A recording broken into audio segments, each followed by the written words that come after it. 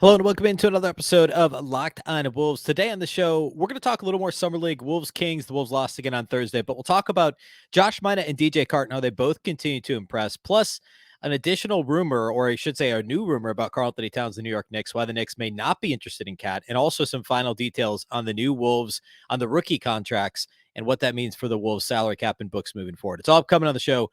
Welcome in. You are Locked On Wolves. You are Locked On Timberwolves, your daily Minnesota Timberwolves podcast. Part of the Locked On Podcast Network. Your team every day.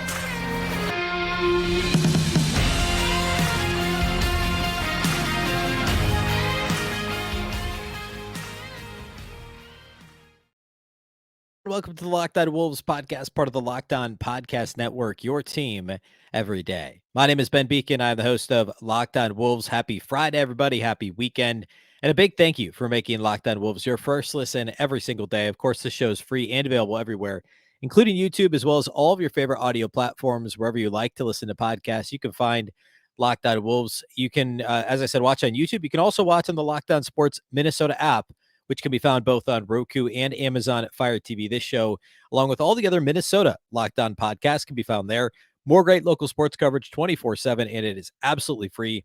Download the Locked On Sports Minnesota app today. Again, both Roku and Amazon Fire TV. You can also follow on Twitter at Locked On T-Wolves and also at Beecken, and that's with two B's, two E's, CKEN. The Timberwolves wrapped up the preliminary round of Summer League play and, of course, lost again. So they're just 1-3, and they'll have a Summer League finale. I believe it's Saturday afternoon.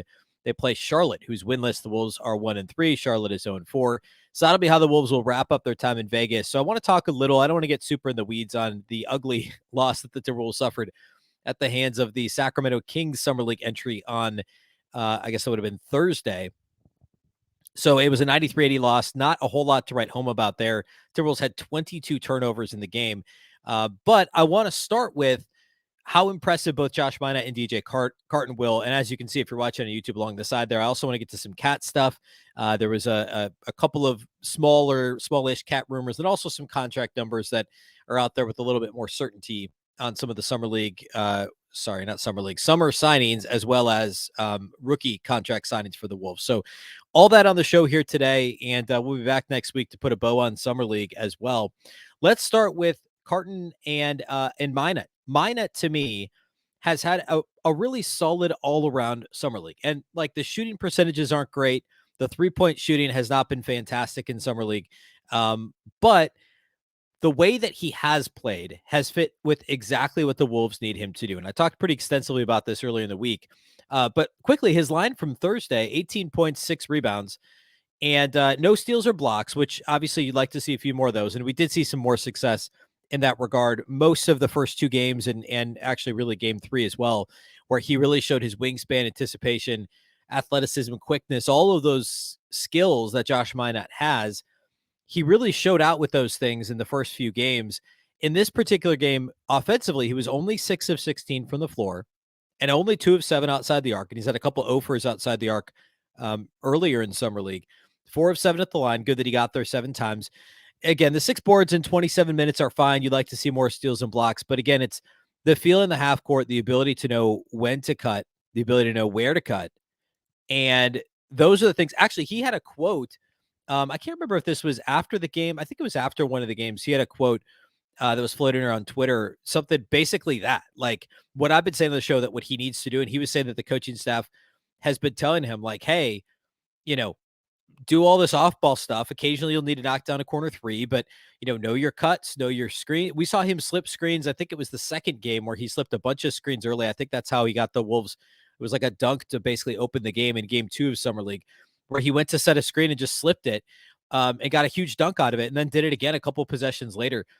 And Minott talked about that. Like, those are the things that the coaching staff is asking me to do. Make myself available off of slip screens, whether it might be a pick and pop and then, the drive to the basket. It could be just straight lobs. It could be, we saw him, I talked about this in game 3 against the Hawks, I think it was, fading into the dunker spot off of a kind of a short roll. And then, hey, it's not there. The spacing's not there. The feel to fade towards the dunker spot and know where and when to make yourself available for a catch. And Josh Minott, to me, has showed, at least at the very least, it might not have been perfect, but quite a bit of growth in that area in summer league. And that's key. And like the activity level and the like, that's helpful. And we saw that a little bit last year, the very limited rotation minutes he got at the NBA level last season, where he was playing defense at the end of quarters. The Wolves trying to get a stop. There were a couple of other games where he got some rotation minutes, and the activity was great on defense. But to be able to put him in there offensively, not have him be a clear net minus, if he could just be an adequate offensive player by virtue of knocking down a corner three, one out of every three-ish times that he gets the opportunity, a couple lob dunks, wreaking some havoc in transition. Those are the things. If he could do those things, he's good enough defensively and on the glass. I talked a minute ago about those passing lanes he was jumping against the Hawks the other day. We saw a little bit more of that, or a little bit of that really throughout summer league to this point. So those are the types of things we have to keep seeing from Josh Minott for him to keep himself as a rotation player. And Chris Finch has pretty much said, like, hey, we think he could do things for us right now on the floor. Like, he said those types of things.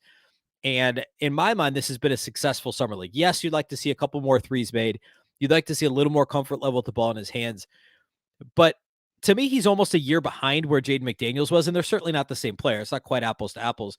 But remember Jaden McDaniels after his first year in the league, in the NBA. And of course, a little different situation, right? He was played significant minutes in the Pac-12, was a first-round pick that a lot of people thought could have been a lottery pick. Minott was a bench player for Memphis, playing the AAC or whatever they play in. And, second round pick, low expectations, didn't see a ton of run as a rookie, whereas McDaniels played a lot as a rookie. But going into that summer league between his first and second NBA season, the Timberwolves coaching staff wanted to see McDaniels create for himself and others, wanted to see him with the ball in his hands in the half court. And that's not the mission for Josh Minott. Josh Minott, to me, is about where McDaniels was offensively in his rookie season. And we all know how raw he was. So for Minott, it's more about the activity level, the discipline on the defensive end of the floor and on the glass, and then whatever he could do to be a net neutral, in my mind, offensively, be in the right place at the right time, knock down open shots when given the opportunity, etc. And I think for the most part, Minott showed the ability to do that. Leonard Miller had a bit of a quieter game, at least offensively. In this one, only 1 assist to 3 turnovers. 4 of 11 shooting, didn't make a three, only got to the line a couple times. He did have 11 boards, which it was good to see him more active on the glass in just 21 minutes. So not a whole lot to say about him. I think clearly he's ready to play at the NBA level defensively. And for him, he's going to have the ball in his hands more offensively. It's just a matter of how effective can he be. We've talked a lot about that the last couple of days. By the way, it was also good. I don't have a ton to say about Wendell Moore Jr. because I think he basically was what we expected, maybe a little more aggressive going to the basket than I would have thought. But good to see him play after missing the last couple of games. He played in games 1 and 4 of summer league, 13 points on 3 of 7 shooting, 5 of 7 at the line, which is great. 2 of 3 outside the arc, a couple of assists. So good for Wendell Moore. But DJ Carton came off the bench in this one, and for the second straight game, led the Wolves in minutes, played 30 minutes in this one, 9 points on 4 of 7 shooting, got to the line 3 times, 9 assists to 4 turnovers, and came away with 3 steals, which is like, I think he's had multi-steal games in every summer league game, if I'm not mistaken. He's had a couple big 3 or 4 steal games. And I continue to be impressed by him. And the fact that he's the leading minutes getter in games 3 and 4 of summer league tell me that the Wolves are seriously considering, do we give him our final two-way slot? Now, if nobody else does that, very likely he's back with the Iowa Wolves in the G League like he was last season. But the athleticism, I think the size in terms of wingspan, just the functional size that he has is intriguing. Still a little bit of an undersized combo guard and not ultra efficient offensively, but the defense and the upside offensively for me is pretty intriguing, especially as a two-way option. So I continue to say this, but keep an eye on DJ Carton. And then Ferran Hunt, also 21 minutes off the bench, basically tied for third most minutes for this team. Again, he played a lot of minutes in games 3 and 4, ended up with 10 points, 4 boards, 3 of 5 shooting, 4 free throw attempts. Again, active around the rim, an active cutter, extremely good defensively. So Hunt is another one. I think Carton and Hunt are continue to be the two guys to watch as potential signees for that last two-way spot. Okay. Enough summer league for now. We've done a lot of it this week, and we'll do more Monday. Once it's all wrapped, I'll do some key takeaways, probably Monday and Tuesday from this last week, 10 days in Vegas. But today, I want to get into some cat stuff just real quickly, some cat Knicks, I guess. I call it a rumor. So we'll get into that here next. Today's episode of Locked On Wolves is brought to us by our friends over at Birddogs, and I'm wearing Birddogs right now once again. I was yesterday when I read this. I am now today too. I wear them almost every day. They are absolutely perfect in that they feel just like athletic shorts. It's like you're wearing basketball shorts, but they look like khaki shorts. They're essentially stretch khaki shorts. Like you can today. I actually went to the lake today, did some fishing, wore them to the lake, wore them out to eat. Now wearing them at home, doing a podcast. And I'm going to wear them later when I go to. I'm going to go watch a baseball game. I'm going to wear Birddogs all day long. You can wear Birddogs no matter what you're doing. It's basically the same thing as Lululemon, but they actually fit way better. Most of your regular shorts and khaki shorts, any other shorts, you're going to have a stiff, restrictive kind of cotton fabric. Not Birddogs. Birddogs are absolutely comfortable. Again, they feel just like athletic shorts, but they look like khakis, and you can wear them all day long. Go to birddogs.com/LockedOnNBA or enter promo code LockedOnNBA for a free Yeti style tumbler. I also have one of those and it works great. That's birddogs.com/LockedOnNBA with the promo code LockedOnNBA for a free Yeti style tumbler. You won't want to take your bird dogs off. I can promise you that.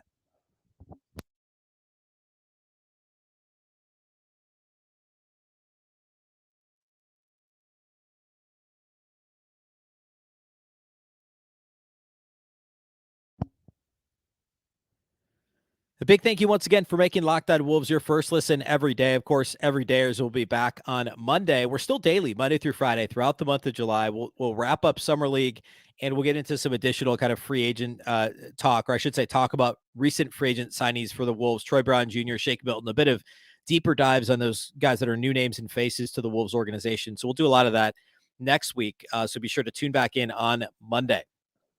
All right, moving on to the Karl-Anthony Towns conversation. There's a couple of kind of minor cat rumors floating out there about teams that have considered trades for him. There was a report, I forget who it was, that basically it might have actually been the same podcast, but as Zach Lowe's Low Post podcast on ESPN.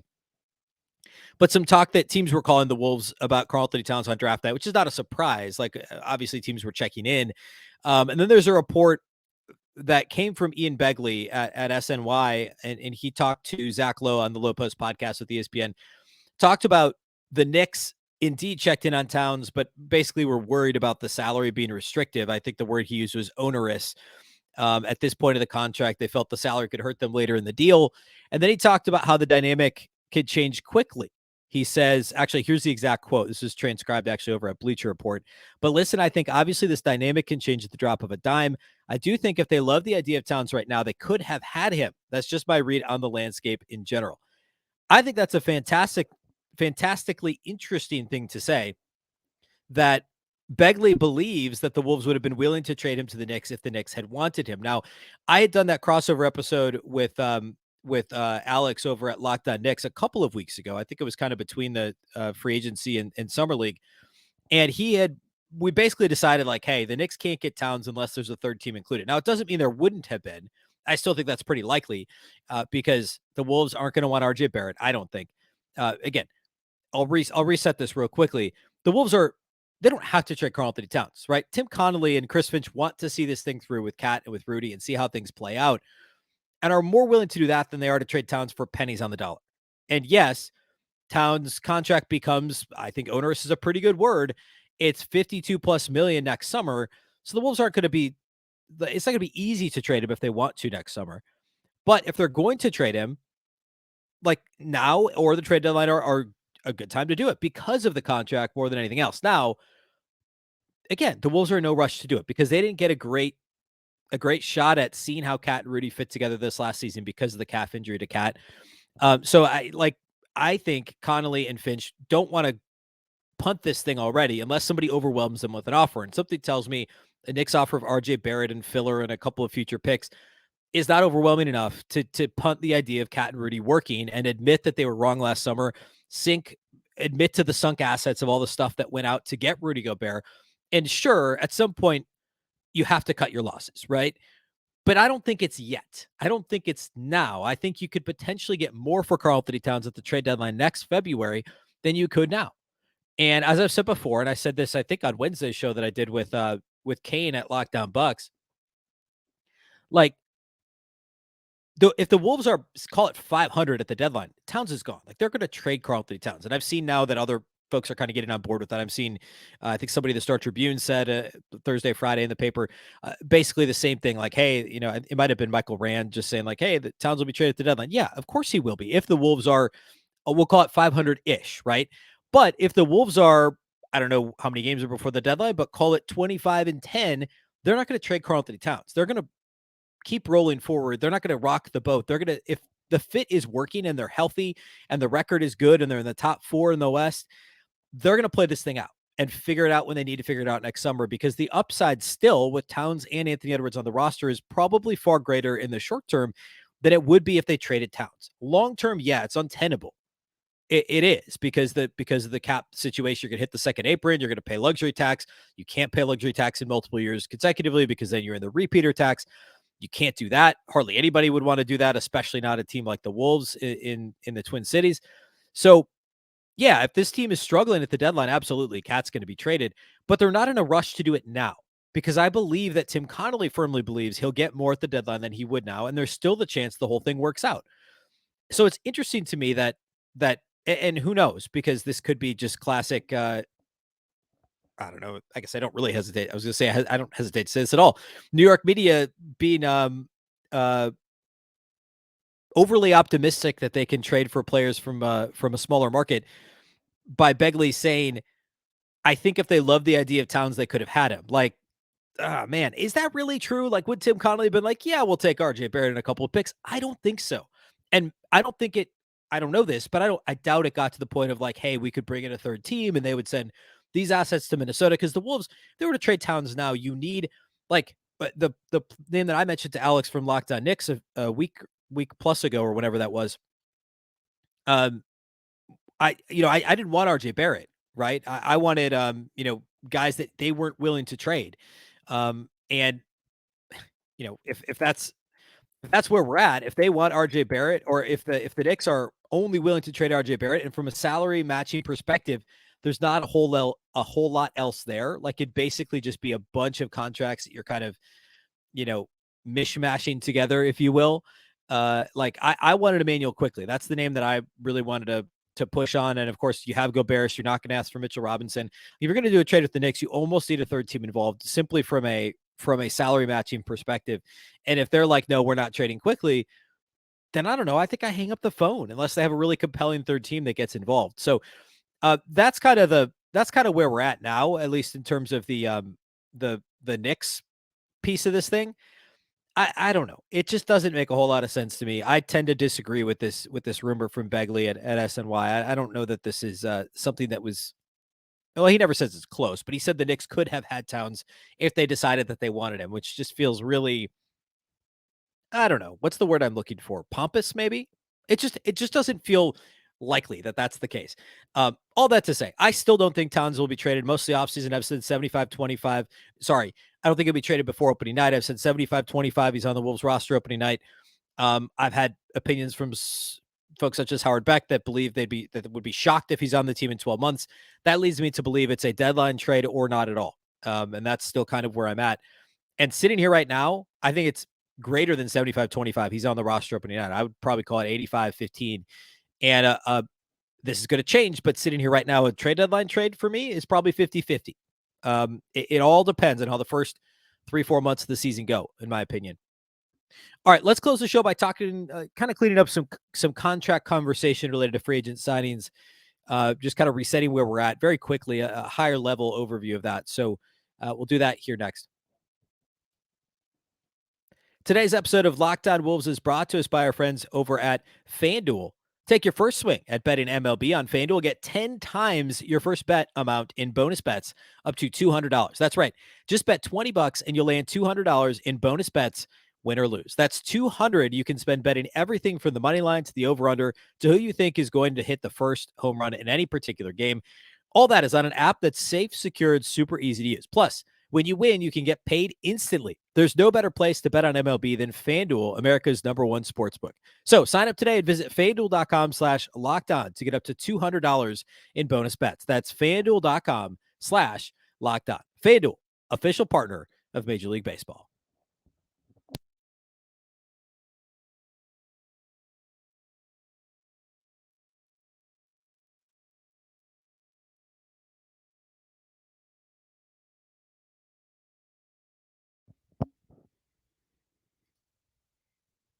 All right, let's put a bow on today's show by talking a little bit about recent Timberwolves news related to contract signings. Of course, most of this was reported a couple of weeks ago, but there's been like Michael Scotto of Hoops Hype has kind of put together some details. Also, who's the other? Yeah, Michael Scotto of Hoops Hype, and is it Keith Smith? Yeah, Keith Smith over at Spot Rack has also kind of pieced together some additional notes related to and I guess details related to these contracts. So we already knew that the Timberwolves had signed the newcomers Troy Brown Jr. And Shake Milton.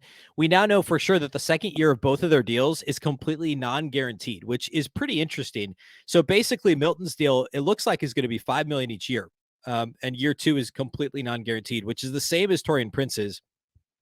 I don't know that we know the date when it becomes guaranteed yet. Well, actually, here it's on Spot Rack. If this is accurate, Shake Milton's would be June 29th, and Troy Brown Jr.'s next year is June 30th. So very similar to the Taurean Prince contract this year, where the Wolves essentially they just got to make the decision whether to waive the player or keep the player by that date. So a little less than a year from now is when those decisions come down. $5 million for Shake Milton and $4 million for Troy Brown Jr.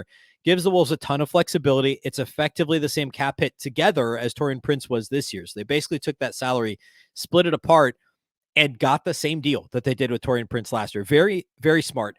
Both are obviously tradable contracts if the Wolves need to, for whatever reason, combine contracts for a trade at the deadline. Of course, they can't be traded till December now anyway because of the restrictions on trading recently signed players. But if there's a deadline move to be made, one or both of them could be traded at the deadline if the Wolves needed to. So I thought that was notable. We also know that the Leonard Miller deal, the first 2 years are fully guaranteed. And then year three is partially guaranteed. It looks like it's halfway guaranteed. So about 1.1 million on a $2.2 million deal. And then the fourth year is a full club option, a team option for 2.4 million. So 2 years that are fully guaranteed for Leonard Miller, a half guaranteed year in year three, and a club option for year four. So again, it's all about maintaining flexibility. And the Wolves, of course, knew they needed to do that. It's obviously important no matter what. But given the dollars that are now committed to Anthony Edwards, Karl-Anthony Towns, Rudy Gobert, and then the Nas extension, which of course is only a couple of seasons guaranteed, but it's still a couple of seasons of guaranteed money. It's the next two, and then the player option on the third year, which by the way is the same year that Rudy Gobert is a player option. And then you also have the pending extension for Jaden McDaniels, which will be kicking in at some point. I shouldn't say kicking in. We don't even know what it is yet, but there will be one, right? The Wolves will extend Jaden McDaniels. So that's kind of the reset on those guys. And again, I do think it's all very savvy. I think the Wolves, the way that the Timberwolves front office went about those contracts is really, really smart. The Miller contracts and the two free agents. Also, Jalen Clark's two-way contract. It's not a 1 year deal. Keith Smith reports that it's a 2-year, two-way contract, which is, of course, important because Jalen Clark is currently not on the court because of the Achilles injury he suffered in the spring at UCLA. So he probably won't play at all this year, certainly not this calendar year.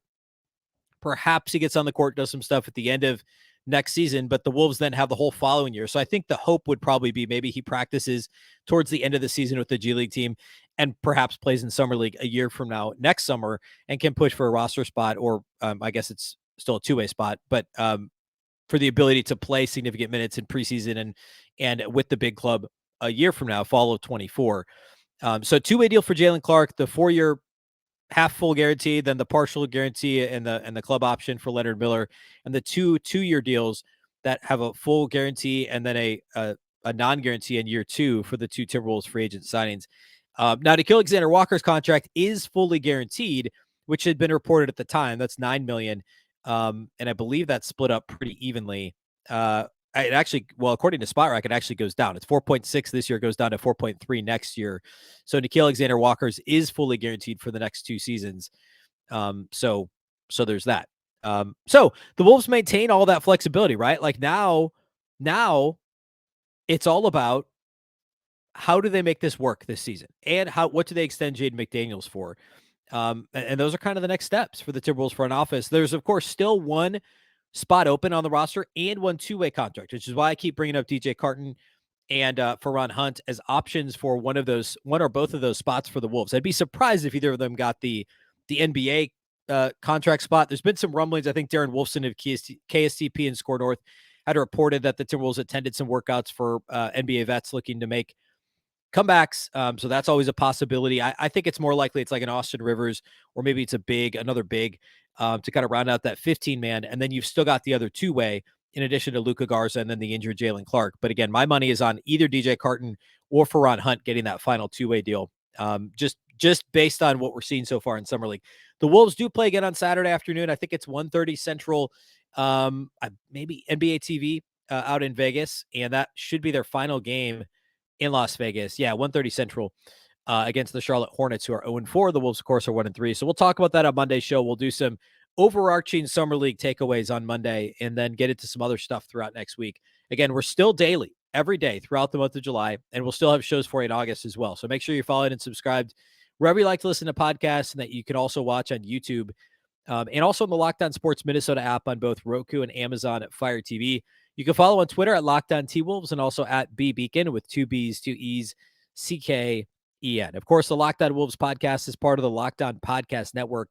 The Locked On Network is your local experts on all the biggest stories. Once again, I'm Ben Beecken. This is the Locked On Wolves podcast, and we'll catch you next time.